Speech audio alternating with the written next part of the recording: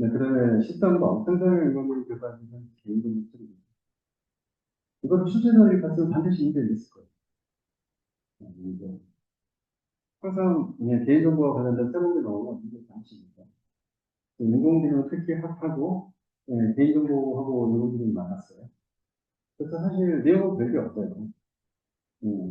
주요 단계를 이렇게 목적 설정, 전략, 학습 개발, 적용, 관리 이렇게 단계를 나누고 실제 그 안에서 어떤 인공지능 개발을 활동할 때 어떤 개인정보의 위협이 있느냐 그거를 지금 정의를 한 거죠. 그리고 그거를 대응하기 위해서 무엇을 해야 되느냐라고 써놓은 거예요. 음. 그래서 일단은 목적 설정, 전략 수립, 학습 개발, 적용, 관리 이 단계를 무작정 배워야 된다. 맞죠? 이렇게 내용이. 이 단계를 정확하게 무슨 의미가 있는 거예요.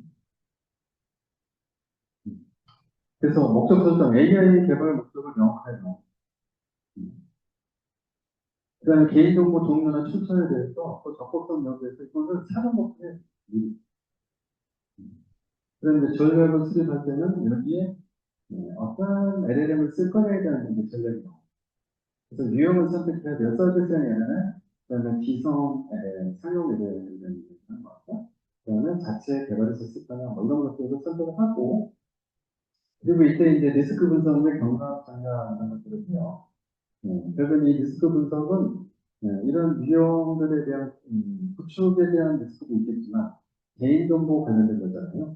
그래서 개인정보 처리에 관련된 리스크들을 같이 분석을 하는 거죠. 그리고 나서 이제 학습 개발 시에는 이때 분석한 리스크 비용 방안에 따라서 학습과 개발을 진행하고 있죠. 그래서 데이터 원형이나 사용 위험까지나 에이전트 관리하고 뭐 이런 것도 잘 보고 이런 것들이요. 그다음에 적용 관리할 때는 이제 여기에 관련된 개인정보를 가진 정보 주체들에 대해서 권리를 보장하고, 이거는 이제 개인정보법에 나온 거를 다 보장해줘야 됩니다. 그리고 CPO, 그래서 개인정보보호 담당 임원이죠. 그래서 CPO 중심의 관리 체계, 거리통제 체계를 보도를 획득하고, 이것을 반복 실행해라. 그래서 이제 주요 단계를 이용해서 목적 설정할 때는 개발 목적이나 건거가 불명확하다. 명확해질 때까지. 그다음 개인정보 처리 위험이 존재하네. 그러면 위험들을 분석해서 그것들을 건강한 전략적으로 연결을 해. 전략 수립, 이것들은 이제 새로운 프라이버시 침해 가능성, 이런 것들을 모델을 어떤 거를 선택할 거냐에 따라서 그 모델이 가진 그런 프라이버시 침해 가능성, 이런 것들을 고려하는 이야기죠.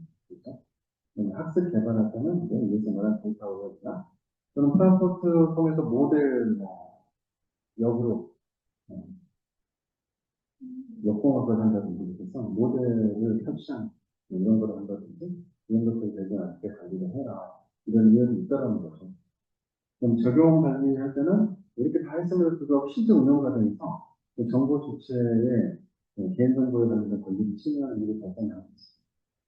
실제로 그런 일이 존재한다는 거예요.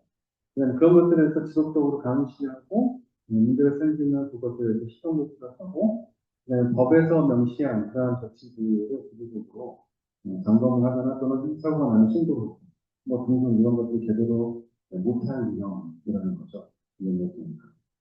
그러면 비용만 제대로 하라 말하겠죠? 일단 목적 설정에서 개인정보 정보와 출처, 적법성 이런 걸 점검하는 거가 필요하다. 누가 할 거냐. 사실 이게 대응 방안에서 누가 할 거냐 이게 명확한 게 저부터 제일 중요해요. 그래서 개발팀하고 당연히 개발팀이 이런 거 처음부터 할 때, 준법 지원팀에다가 이거를 협업을 해서 맡기는 겁니다. 개발 담당자들은 개인정보 보호법 전문가가 아니잖아요. 이것 때문에 준법 지원팀의 역할이 되게 중요하다. 이런 거죠. 그다음에 이제 전략 수립, 그래서 위험관 리스크 분석 평가 이렇게 할 때는, 혹시 이제 큰 조직들은 혹시 ERM 팀이라고 부르고 있어요. 엔터프라이즈 리스크 매니지먼트 팀이 있어요. 지금 금융권에 1금융권 은행 이거 다 있어요. 그래서 준법 관시하고 별개입니다. 전사 이용 관리 하는 팀이 다 있어요. 지금. 이게 왜 생겼냐면 혹시 바젤 2뭐 이런 거 들어보셨어요? IT 기능 들으시죠? 그래서 이게 기존의 신용 리스크를 평가해서 그 신용 리스크라고 하는 것은 은행이 돈을 빌려주고 그러면서 빌려준 그들에게 돈을 회수할 수 있는 가능성. 그러면 그게 굉장히 높은 신용도거든요. 그러면은 돈을 실제로 저축을 받아서 빌려주고 있기 때문에 이게 높으면은 저축을 받은 그 돈을 또 갚아야 되잖아요. 이렇게 되면 신용 리스크가 낮으면 받아서 저축한 사람들이 돈 내놔 그러면 언제든지 지급할 수 있어요. 이 지급 여력을 이야기하는 거예요. 신용도의 이용도가 높으면 높을수록 그러면 갚을 돈이 적어지니까 어떻게 해야 돼요? 내가 저축한 사람이 돈을 찾으려고 할 때 줄 수 있는 돈의 양을 늘려놔야 돼요? 아니면 조금만 줄수 늘려놔야 돼요? 이거를 지금 은행의 자기자본이라고 해요. 그래서 자기자본 확보 비율이라는 거가 이렇게 있어. 근데 가만히 보니까 은행이 자산을 운영하거나 또는 은행의 업무를 운영할 때 사고를 치니까 신용 빌려준 돈 다들 위험하고 별개로 사고를 쳤더니 갑자기 창구에 어떻게 된다? 네.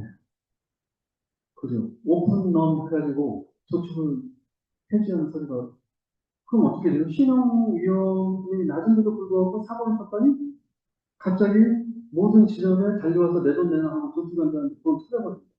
근데 그러면 현금이 어떻게 돼요? 내보나버려. 이게 이제 다들한테 협약을 갖다서 분들이 모여갖고 신용 위험 말고 은행이 건전하면 얘네가 사고 쳤을 때 그 사고 때 돈 찾으러 오는 애들을 갖다 지급하는 매력이 있을 만큼 이게 자기 현금을 자기 자본 확보를 해. 이 자기 자본 확보 비율을 이걸 이제 8%라고 이제 명시한 거 아니에요? 그래서 이 운용 리스크 자체가 모든 업무별로 이용률 10대 그러니까 이 사고가 터졌을 때 은행이 실제로 지급을 해야 될 경우의 가능성 이런 것들을 모든 업무 부서별로 리스크 이걸 식별하고 평가하는 이걸 지금 통상 안 됐어요. 그리고 그거를 엑셀로 쓰려고 하면 괴롭잖아요. 그래서 이거를 시스템을 전부 다 만들어 봤어요. 그래서 이거를 얼마나 데이터를 취합하고 그 리스크 평가를 하고 그 리스크에 해당되는 만큼 자기가 보는 데도 밀리고 그러면 리스크 평가가 지금 굉장히 중요한 업무가 되버렸죠. 그래서 이제 여기서 지금 리스크 관리 조직이라는 얘기가 나오죠. 이것은 이제 자 그러면 AI를 가져다가 부는 포인트를 쓴다. 그럴 때 이 제출 업무하고 상관없이 AI로 업무를 보다가 사고를 쳤어요. 그러면 어떻게 된다? 그 다음날 아침에 신문에 나면 뉴스에 나면 그 다음날 아침에 오픈런이 발생하겠죠? 네. 큰 문제가 되죠.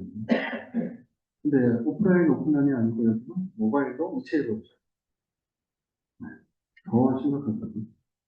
그렇기 때문에 리스크 관리 조직이 이런 리스크에 대해서 평가를 하고 관리를 조직이 계획을 해야 돼요. 그다음에 학습 개발, 이제 이 단계에 오면은 이때는 이제 개발자의 역할이 되게 중요해요. 그래서 AI 개발팀의 역할을 필요하고 위에서 말한 이온 요소들, 데이터 오염 또는 모델 오염 또는 모델 유출 또는 타로 이게 온디바이스 AI 해놨는데 그래가지고 탈옥시켰어요 스마트폰을. 그때 AI가 누구의 손에 있죠? 사용자의 손에 의해서 AI 코드를 진짜 문제가 됐을 때죠. 등등 해가지고 여기 AI 개발팀과 보안팀 협업을 해야 된다. 지금 단계별로 담당 조직이 계속 달라지는 거 보이세요? 첫 번째는 어디? 김포팀. 두 번째는 전사 리스크가 있죠. 전사 리스크가 있고. 그럼 세 번째 학습 개발자들의 강의로도 AI 개발팀과 보안팀. 그 다음에 이제 적용 관리 이렇게 되면 시스템이 돌고 있는 거죠. 이 단계로 가면 이제 계속 전사에서 개인정보 보호 관점에서 계속 체크하고 모니터링하는 팀이 전담팀이 있죠. 그게 CTO 주식이에요. 그래서 이 보안팀이 CPU 조직 산하에 있는 경우도 있고, 보안팀이 독립적으로 분리되어 있는 경우도 있고, 그다음에 이 CPU는 IT 시스템이 없어도 CPU는 있어야 돼요. 예를 들어 IT는 그냥 개인정보를 쉽게 처리하기 위한 자동 시스템에 불과하고요. 이거하고 상관없이 문서로서도 문서의 개인정보가 담겨 있어요. 그래서 이런 문서도 전부 다 개인정보 보호법에 개인정보 정보잖아요. 그래서 이것 자체도 문서가 제출되는 문제거든요. 그렇기 때문에 IT 시스템뿐만 아니라 그런 정보까지 다 포함해서 이거를 책임지는 자가 있어야 된다. 그 얘기는 CPU다. 맞죠? 그래서 이것들이 비슷해 보이지만 지금 다 다른 거 보이시죠? 이렇게 답안지를 잘 써주시면 좋을 것 같아요. 그래서 이해정사자들로 고려사항 게 이것과 되게 많이 있죠. 기업이나 기관은 어떻게 됩니다. 이 단계를 이해하고 이 단계에 맞춰서 어떻게 해야 된다? 교육망도 수립하고 그다음에 개인정보 보호에 대한 관리도 해야 돼요. 정보 주체 개인은 어떻게 해야 돼요? 기존과 똑같아요. 개인정보 처리의 목적이나 동의고 권리행사관 뭐 이런 것들 잘 숙지하고 침해가 되면은 바로 어디서 신고한다? 개인정보 침해 신고하는 웹사이트가 있죠. 그걸 신고를 해야 돼요. 그다음에 정책 기관이나 실효 기술인데 준법이나 거버넌스 이런 체계에 대해서 수립을 하고 기본적으로 그다음에 점검에 대한 반복적인 시행 그다음에 계속 기술이 바뀌면서 이런 위협들이 또 늘어나잖아요. 그런 위협에 대해서 동향을 모니터링하고 필요하면 대응 방안을 강구하고 이런 이야기죠. 그다음에 이제 개발자나 실무자들은 여기 학습 개발 단계에 지금 주로 많이 얘기돼 있죠. 이때 사전 단계에서 수행된 위험 분석 그런 결과들을 반영해서 개발 단계에 이것을 좀 반영해야 되고요. 그다음에 모델에게 학습을 시킬 때도 그런 부분들 좀 감안해서 학습시키고 모형 설계나 학습 과정 그다음에 애플리케이션 개발할 때 전부 다 반영해야 된다. 이런 이야기죠. 그래서